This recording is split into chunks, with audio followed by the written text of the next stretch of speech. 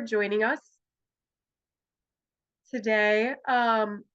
This is the What You Need to Know. We're talking about inclusive access today. My name is Valerie Neylon. I'm at the City Colleges of Chicago, and my co-host is Molly Lederman. She is at Washtenaw Community College in Michigan. And she's running the slides. We'll talk about our agenda. We're going to welcome you all, and we'll do some introductions, and then overview of textbook trends in higher ed, discussion of predatory practices, current legislation, sorry, that's a hard one, legislative action, and then what can we do in institutions of higher education. And again, if you have any questions, drop your questions right in the chat. We will answer them if we're not going to get to them. So go ahead and put in the chat your city and state or any questions just to start off so we can see who's here. It's kind of a small group today. I know a lot of people are on spring break, so thanks for those of you who are being here, but we will send out the video for anybody else who needs it. Welcome people from all over the place. This is great. We're a small but mighty group from all over. And if you have a question, like Val was saying, if you have a question that you are like, I am here to get this question answered, go ahead and put them in the chat. Keep your questions going as you know, in the chat as we go. We'll answer them either right in the moment if it fits in the conversation, or we'll come back to it at the end. So we'll make sure that everything. Thanks. Okay, let's keep going forward. Thank you all for being here again. So you need the slide, sorry. Are you good? We're good. Okay, sorry. All right. So so to get us started, right, when we think about inclusive access, sometimes it can be really helpful to start by thinking about what's going on in the higher education textbook market in general, just to kind of place ourselves. So if you imagine a typical student at your institution, right, just think of any student in any class. That word textbook could mean many different things to them, right? Depending on what class they're taking, they could be buying a print textbook and getting it by buying it new, getting it used, borrowing it from a friend, finding a used copy, laying around in the library, who knows? They might check it out on reserves. I know our print reserve collection at our institution is still pretty hot. There's textbook rental programs. It might be an e-textbook that's a rental or one that they purchased for their Kindle or something. Plus, then we have access codes and courseware that package textbooks with homework systems. Then there's the inclusive access, which we'll be talking about, and those free open educational resources. So we use this word textbook, but you can see that our textbook environment today is actually pretty complex and can get very confusing for our students. And I think it's important to keep that in mind. And if we look at the textbook market as a whole in general, only about 5 publishers control 80% of the textbook market. That's pretty impressive. And in one 10-year span, 2006 to 2016, tuition prices went up by 63%, which is a lot, but textbook prices increased by 88%. And I think we can all see, you know, when we look at scholarly journal publishing and textbooks and lots of other things in the publishing industry, we can see these prices getting higher and higher and higher. If you look at just the pandemic, that transition year from 2019 to 2020, something kind of interesting happened. So average print textbook costs went down by 3.5%, but the average e-textbook cost, which we knew students had to get that e-textbook because a lot of people, you know, they were having trouble getting those print textbooks from the bookstore or from other sources. Those e-textbooks went up by 23%, and publishers like Pearson and Cengage had profits of 30 to 40%, the profit increases by that much, which is a lot. So we know that the cost of textbooks has a big impact on our students. How many of you have heard a student story before about what the cost of textbooks meant to them, that they couldn't get gas in their car or fix their car or buy those glasses, or they had to take fewer courses? How many of us have heard those stories from students before, that the cost of textbooks impacted them negatively? I'm seeing a couple of thumbs up, yeah. And for some students, it could not just, personal living expenses. It could also mean that they can't buy the textbook, and so they fail the course, or they're not as successful in the course, or they take fewer courses, they don't even register for the course, or they have to drop it entirely. So we know that that these textbook costs, it's not negligible, right? And when you're increasing costs by 88% or 23% or whatever it happens to be, the students are the ones that's taking the toll on. So the last thing I want to do to kind of ground our mindset into what's going on in the publishing world before we jump into inclusive access is it's important to kind of think about the rise of OER and changes in the publishing industry over time. So I'm going to quickly share with you a thorny history of OER and the publishing industry. So if we think back to, I'm just going to make an assumption, most of us, I know it's me, when I went to college, we had print textbooks. Is that most of us here? I think we were in a print textbook world, right? And you went to the campus bookstore, and maybe you were lucky enough to find a used copy, or there was a used textbook store right off campus, right? So we were getting our print textbooks, and we could buy them, new or used, and we could sell them back. And I know I, as a student, always counted on that, selling my textbooks back in order to have money to buy my textbooks for the next semester. That was essential to me as an undergrad.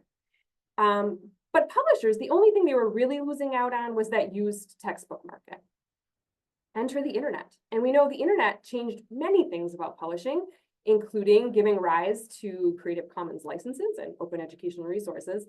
But another thing that it did early on was give students more agency in their ability to shop more widely for those used textbooks, right? So now they could shop at multiple bookstores. And there was Amazon, right? And eBay and other places where they could find those used textbooks. So publishers started losing out to bigger and bigger shares of that used textbook market. And so they added the CD-ROM. How many of you remember the CD-ROM? It was the bane of existence for a lot of libraries, as we're like, what do we do with these CDs and these textbooks? And the CD could only be used on one computer. A lot of times I feel like I never even used that CD, but apparently there was essential content there that meant you had to buy that new textbook. Then rental programs started. A lot of campus bookstores started doing rental programs where students could rent the textbook, plus they could shop around for those cheaper textbooks. So the publishers are now losing out to the used textbook market and the rental markets. And so that's when access codes entered the scene. And access codes required that you had to purchase that book or ebook in order to be successful in class. Let's talk for a second about access codes, because I feel like conversations about inclusive access and access codes often overlap. So access codes are essentially an attempt to eliminate the used and borrowed book options. And even as far back as 2014, Cengage CEO Michael Hansen's, in regard to access codes, said, rental books are a market that should fall by the wayside if we do our job the right way. Interestingly, access codes are the most popular in those big introductory courses and those STEM courses, right? The courses where there's a zillion sections every semester, there's a lot of turnover, and students are constantly, those used textbooks are pretty easy to find, or it's easy to borrow one from a friend or a cousin who took that class the semester before.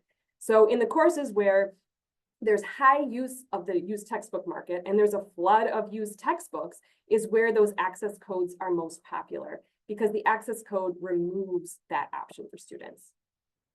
And then additionally, what the access code does is bundle the e-textbook with homework, quizzes, a study guide, and whatever else there might be in a platform.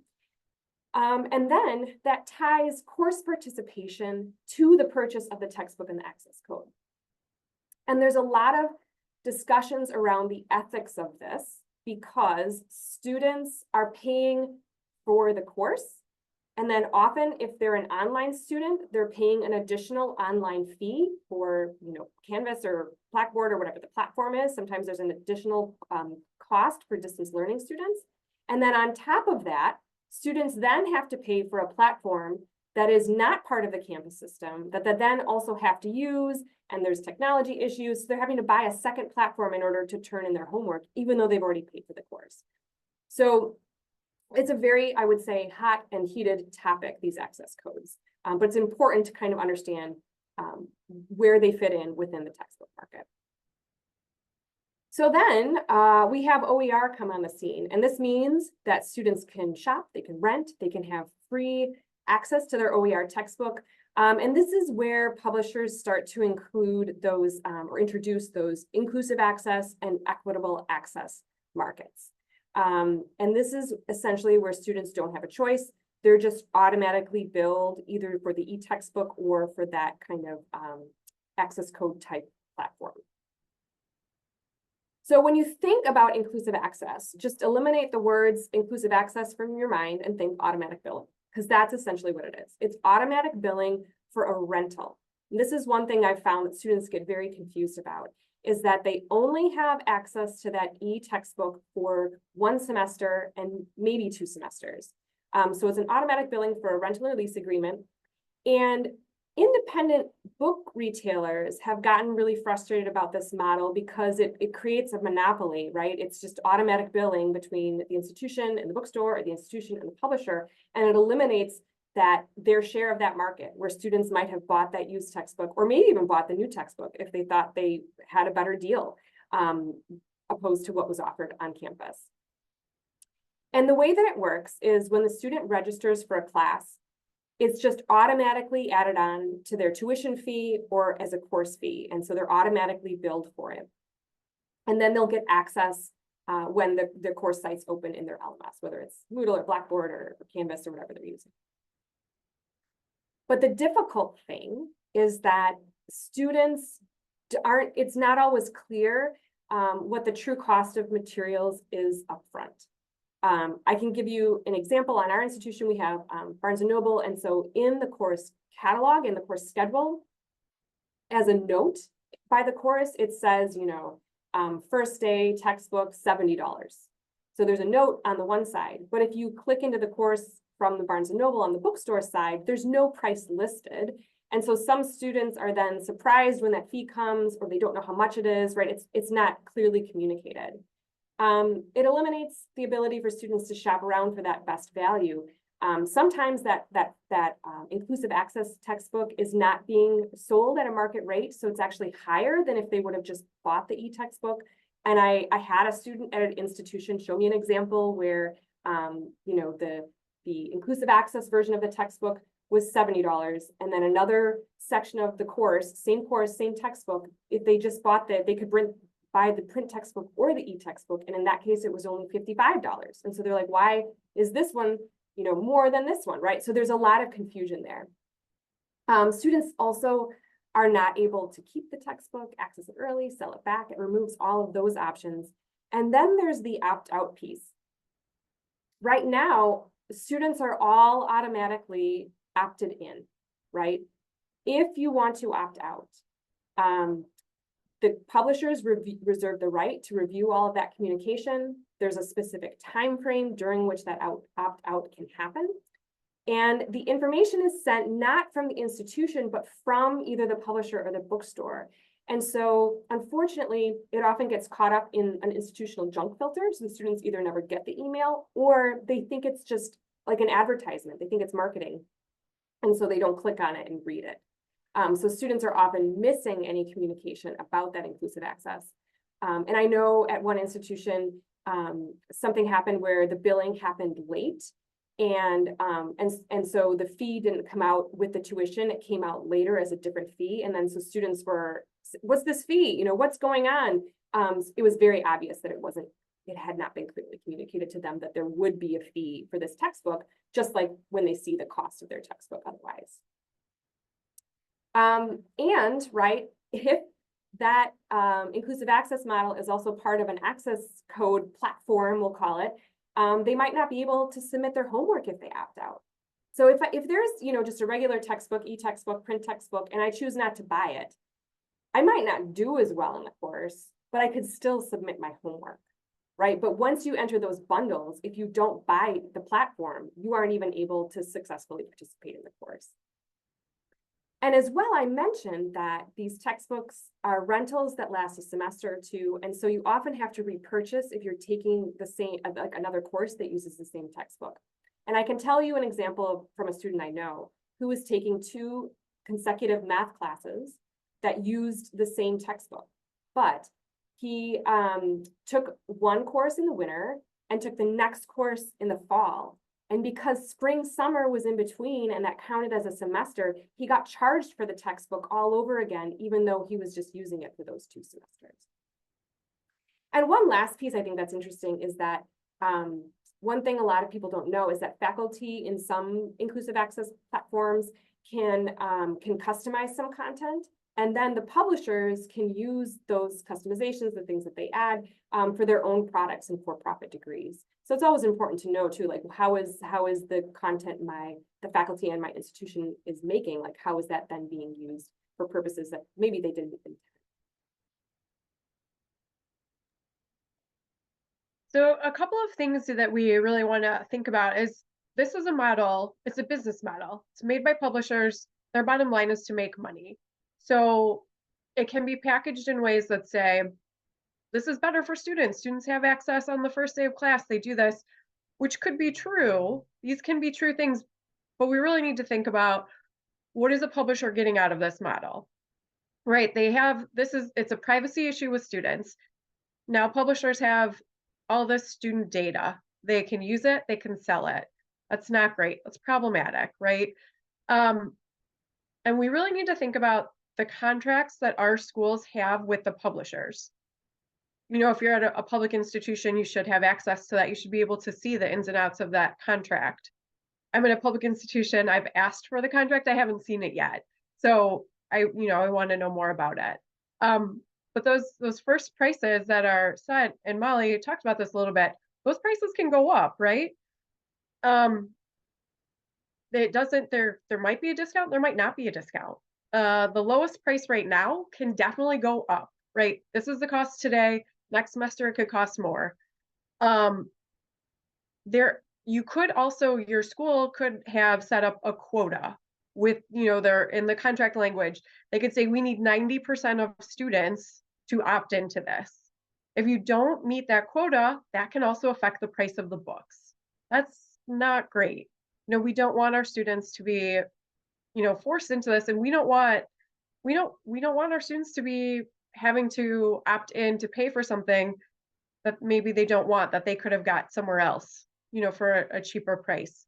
A lot of faculty members also don't know this. Students don't know this, faculty members don't know this. This is really important and incumbent on us to make sure that people know this stuff. Molly, can you go to the next? Thanks. Here's another thing. These are hot words right now. We're always talking about inclusive and equitable access. These are words that are meaningful.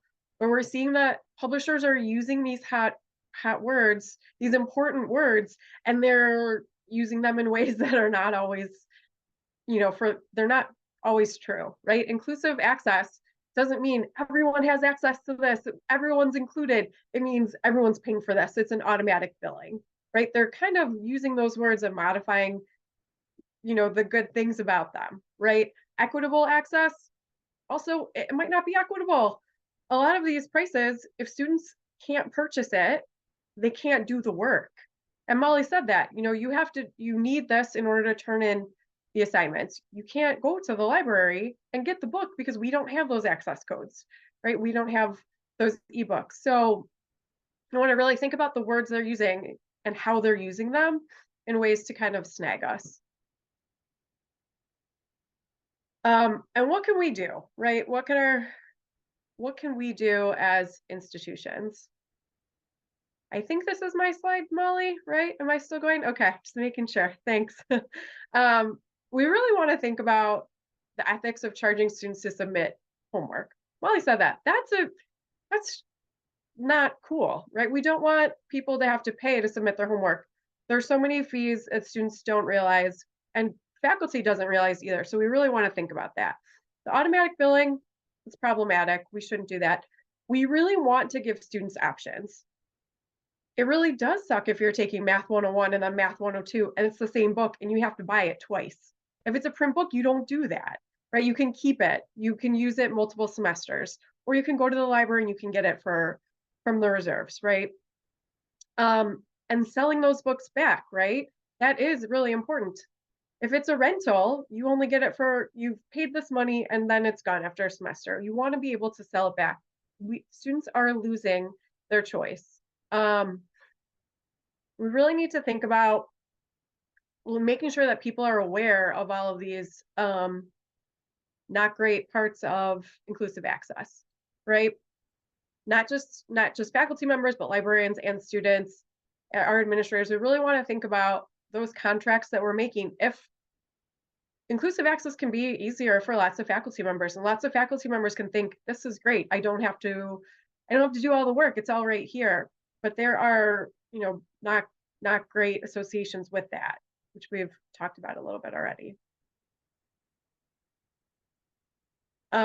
Those contracts are really important. If you guys are already doing, if your institution, if your colleges are already doing inclusive access, we want to really make sure, kind of what I just said, that everyone is aware of the ins and outs of these contracts. Is there a quota?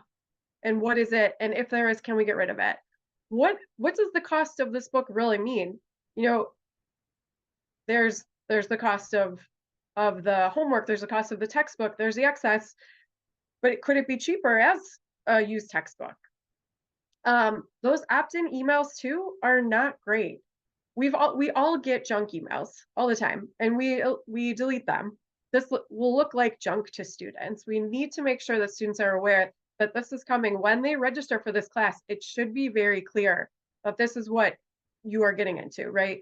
You will have the book, the ebook on the first class, maybe with an access code, but you can opt out, and you have to know that that is an option.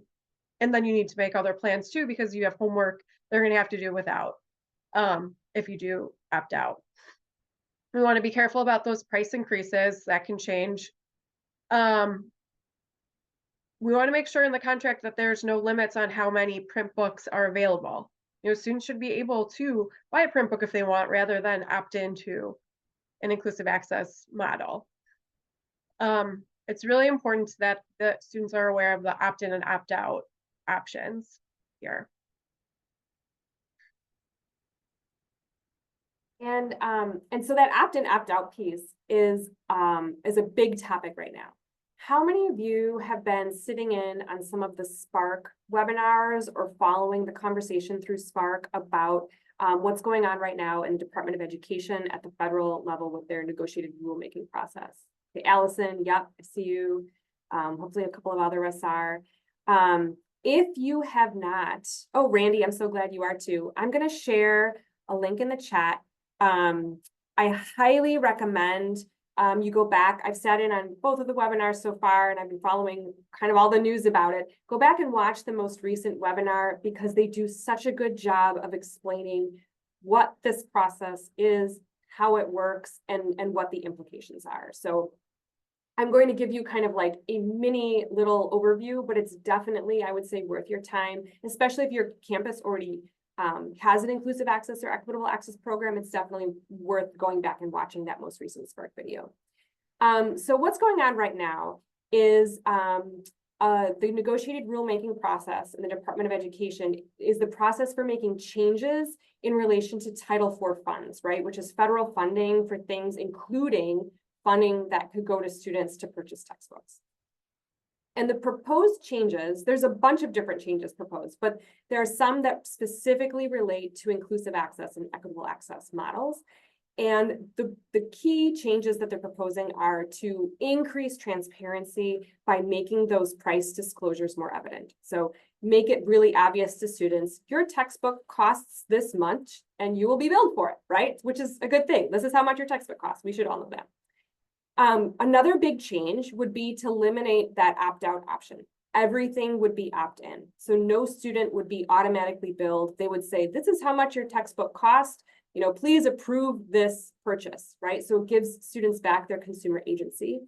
And one thing they brought up in that Spark webinar was that there are some models, kind of inclusive access type models, that are all opt-in the state of Florida that have been pretty successful in that if students see that it's a really good deal, like it's a good value for their textbook, they won't have any option, or they won't have any problem, opting in. So that, that should be fine. If it is the best value, right, the students will buy it. And that leads to the last thing, is to ensure that any materials provided through these programs is being offered at or below market rates. Because as I mentioned, there are cases in which it's maybe not the lowest price that it could be given to that textbook. So definitely take a look at it. I also want to quickly just show you this email that I got in my inbox today from Inside Higher Ed on a webinar about inclusive access programs and equitable access and the negotiated rulemaking. And what it said is that that it could make a negative impact. They're saying that, you know, we want to support our students.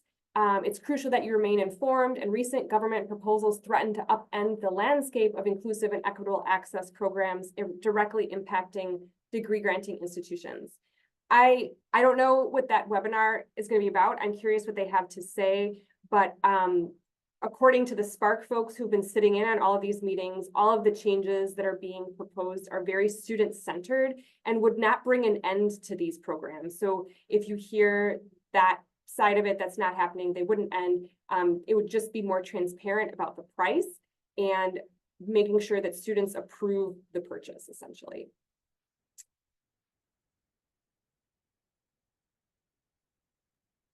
So we're all librarians. What can we do, right? What can we do about some of these new sales tactics? I think, you know, a lot of this stuff, there's a lot of misinformation out there. There's a lot. You know, Molly just got that email saying like all the changes that Biden is trying to bring will bring down publishers, will end it. It's not good. So we really need to start these conversations and talk to faculty, administration. We need to talk to students and let them know, you know, this is something that directly affects them. It's really important to kind of spread the word and to really dig into it deeper, because there is so much information out there, and a lot of it is in conflict with each other, right? The Publishers Association said, this is a great thing, we need this. As librarians, we think this might not be great because we can't help students that can't afford this. We want to make sure that students have options, that students can succeed, even if they aren't rich, right? You shouldn't have to be rich to buy your textbooks. Even if you just have some money, we don't want all of your money to go to textbooks, right? Or to inclusive access. We really need to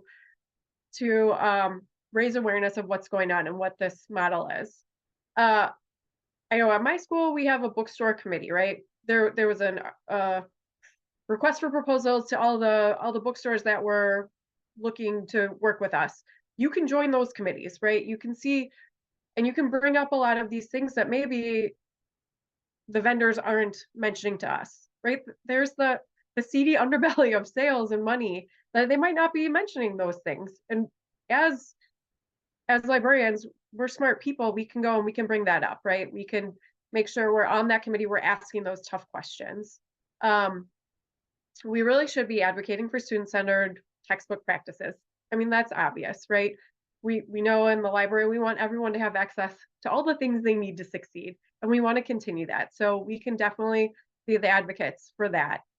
The best thing, I think we all know, is OER, right? So we really need to advocate that. We need students to know about OERs. We need faculty to know about OERs. People have concerns about OERs because people think maybe it's not high quality, whatever. We can talk about why it is high quality.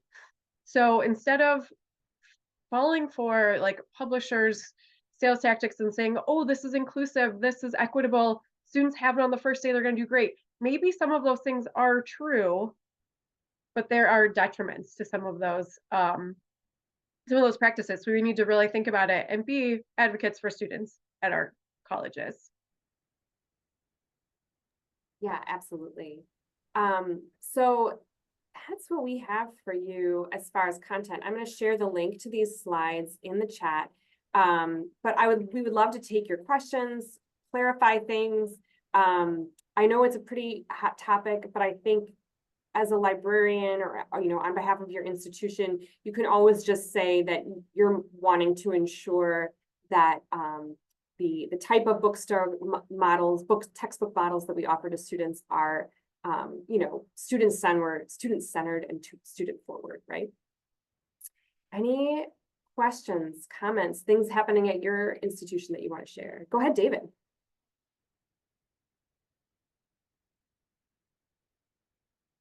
Oh, David, we can't hear you. Can you switch microphones? Can you hear me now? Yes, we can. Thank you. We have a lot of inclusive access here at Normandale Community College where I'm at, and that's fairly well established. What I'm really afraid of is the equitable access piece, where all of a sudden the campus signs a contract and, you know, everybody's has to use these certain textbooks. Has anybody had experience with equitable access being adopted on their campus, and what was the process like at that point? Was it like, were there open forums? Was there a lot of discussion, or was it kind of done behind the scenes? I really want to be ready in case something bubbles up and we start moving that way. So, David, that's such a good question. And I know a lot of that stuff does happen without faculty input. And I know what has happened at a lot of institutions is then students are charged even if they have no textbook costs. They're just charged that fee, which is, you shouldn't have to pay for something you don't have. Anybody have one of those programs that wants to speak to that?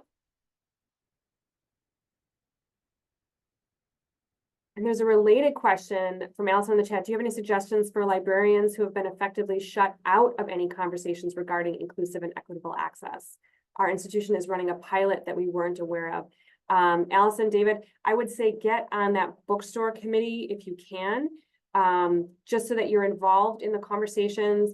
Get a copy of your bookstore contract. If you're a public institution, you should be able to, they should be able to send you a copy. That's public information.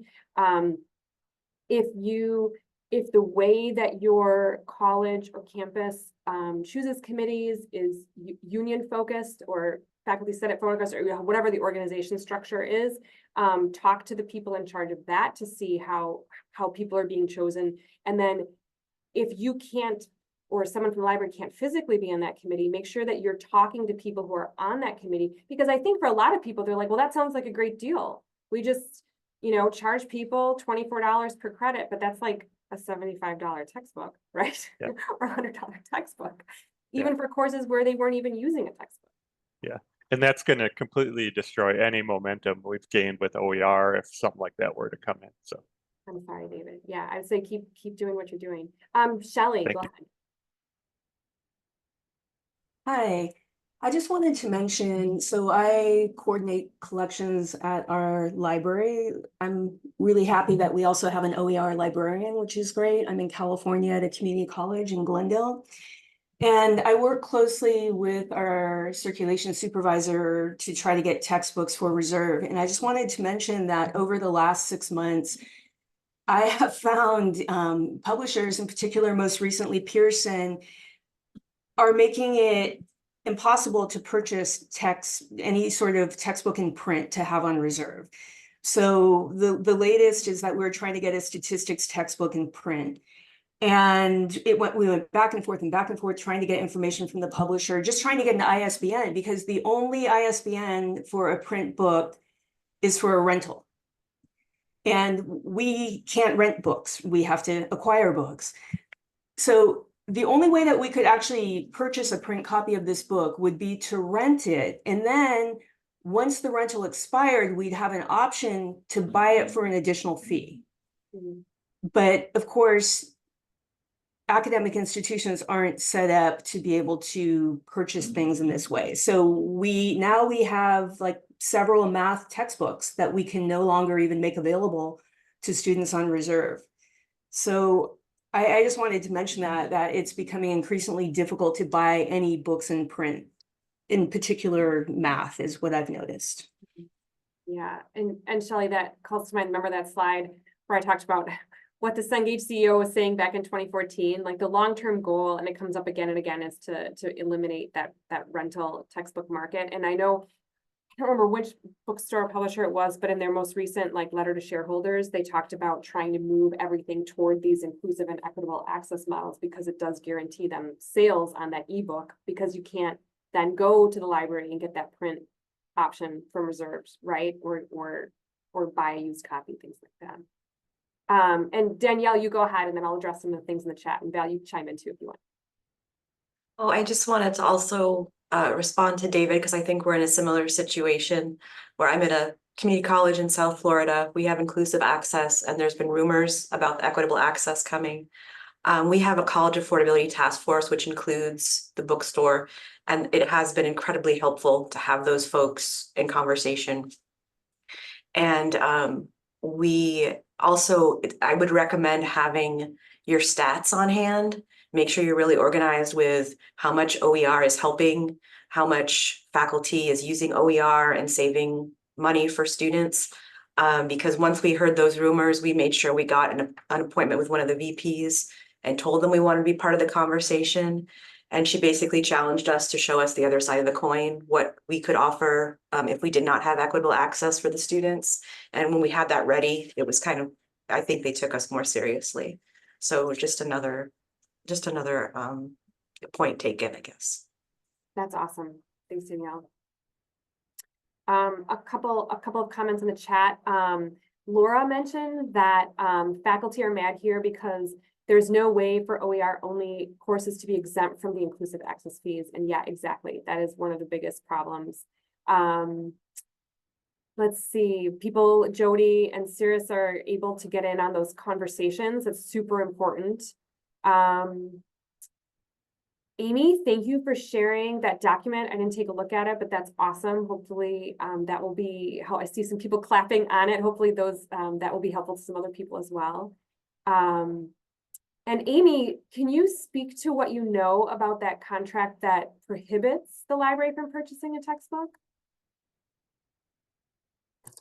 A little bit. I am in Virginia, and it was, and Cirrus, I know, may know more about this than I do because she's also in Virginia. But I know it was a community college in the state that was seeing that the contract was going to prohibit the library from purchasing any book that was part of the inclusive access program. So even if they could get it in print or digitally, they were not allowed to buy it. Wow. And I saw one model where if you had inclusive access, the print was not allowed. But then if you had equitable access, like limited print copies were allowed. So it was like they're almost pushing you to expand your model in order to get access to the print, which also just, you know, format choice. It shouldn't be that kind of a thing, right? Students should have format choice. Yeah, with my document, and then there was another PowerPoint that went around to the provost in the state of Virginia, which I could try to share. It was effective to tell them that the reason bookstores are doing this is because their business model is broken, and they know that. And so this is their method of trying to stay afloat and make money, because they know that otherwise students will do something different, and they have been. So that was, I think, an effective way to talk about the problem, that it's the reason the bookstores are doing this is not because it's somehow helpful to the students, but because their ground model of having all these textbooks piled up in the bookstore is broken. Yeah, absolutely. No, those are all really good points. Thanks, Amy. I see Katie had a couple of comments. She's wondering how other people are tracking their return on investment for OER. They're about to have a grant project in, and Katie also mentioned that their current bookstore contract prohibits the college from purchasing required class material for students, and that donations can help get around it. You know, I also will directly ask faculty, because often they can request a textbook, or they maybe bought a textbook or whatever. Ask faculty too, because they'll often share. But does anybody have a good return on investment story, that how they showed that at their institution for OER?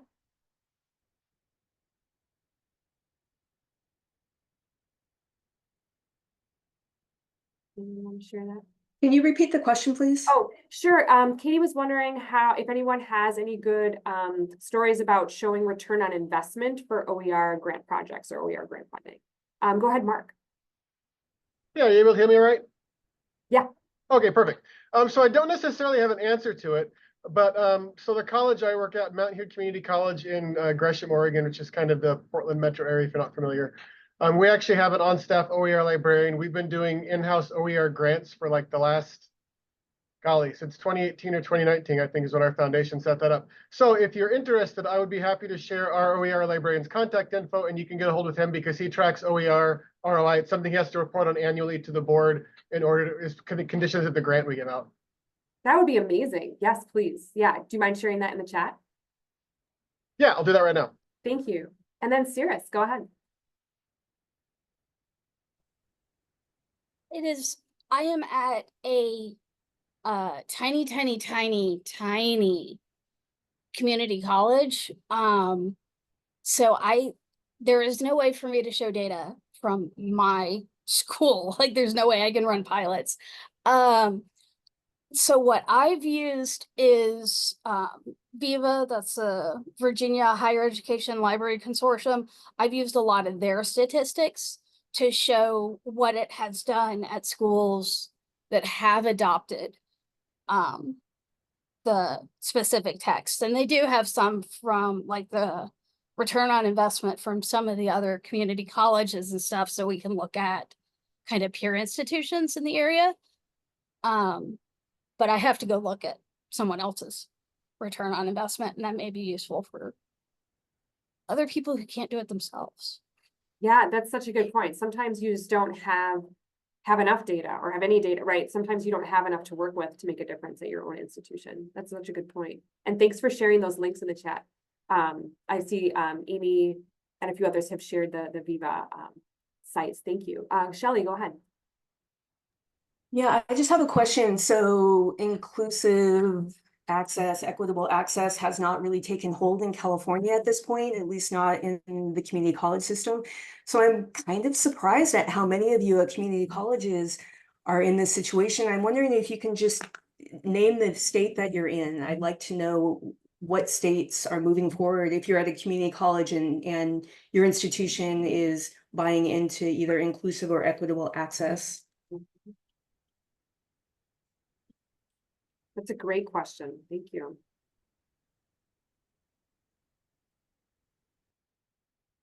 And Shelley, do you know why or how, maybe we'll say how California has been more successful? Is there something because you're such a system-wide, you're organized as a system, or what do you think is there? You know, it's a really good question. Pretty much everything goes through a consortium. And I'm concerned after this webinar that maybe it's just a matter of time. You know, there could be something happening behind the scenes that we're just not aware of. Decisions are really made at a consortium level. And I haven't heard anything from our dean or from any of the other librarians, but I'm telling you, I'm really becoming concerned that I haven't heard anything because, I mean, it's very likely conversations have taken place. So I'm hoping that it's not just a matter of time before they bring this forward. It's hard to say. I'm sorry. If I hear anything, though, I can let you know. I think part of the problem is that a lot of the conversations are happening without the right stakeholders involved, right? Because it's not like at face value, these sound like a bad idea, right? Oh, if we just charge them for it, then they'll have it and it's available on the first day. Or if we charge everyone a flat fee, then, you know, no student will be paying $300 for a textbook. But then you're just asking students who would have no costs to help front that $300 cost for that other student, right? So there's a lot at stake there in making sure, in making sure that everyone who is knowledgeable about it, or and having librarians there, I mean, you can just say like, well, what about our course reserves? What about the ways in which students have been accessing these textbooks for years? I think it's really important to stay as part of the conversation. And Mark, did you have another question? I see your hand still raised. No, I'm sorry. I just forgot to take that down. No, you're fine. I just want to make sure. I was like, oh shoot, maybe he has another burning question. So, and thanks for sharing that link there, that contact person there. Now this person, I hope they're prepared to be flooded with questions. That was a question. So I shared it directly with the participant that had the question. Is there interest? Like I'm writing him an email right now to let him know to expect some people. He was in this webinar earlier and had to step out early. I can share it broadly with the group if there's interest from people, more than just the one person. But I didn't want to flood everybody with it if it wasn't useful to them. So let me know. Okay, sounds good. I think did I miss any questions in the chat? Did we catch everything? Okay, any other questions, comments, thoughts, things going on at your own institution?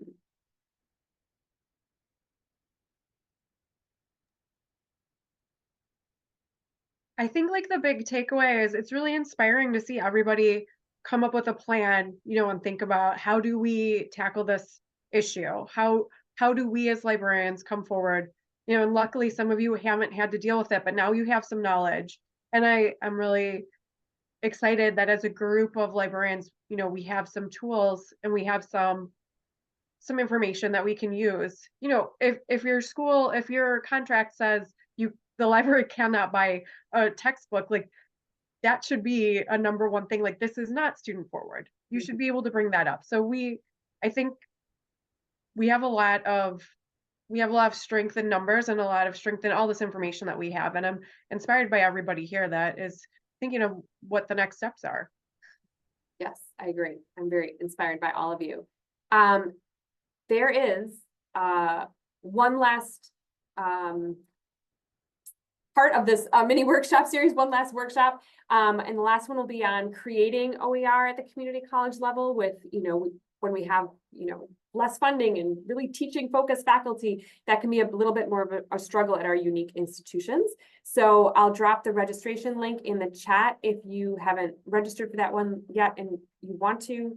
And then we will be sharing all of these recordings in the near future once all the sessions are done. And the first couple we'll send out as soon as they're ready. We sent them over to ACRL to be loaded on their YouTube site, and then we'll be sharing them out to all the registrants. So thanks so much to all of you. We hope you've enjoyed your time this afternoon.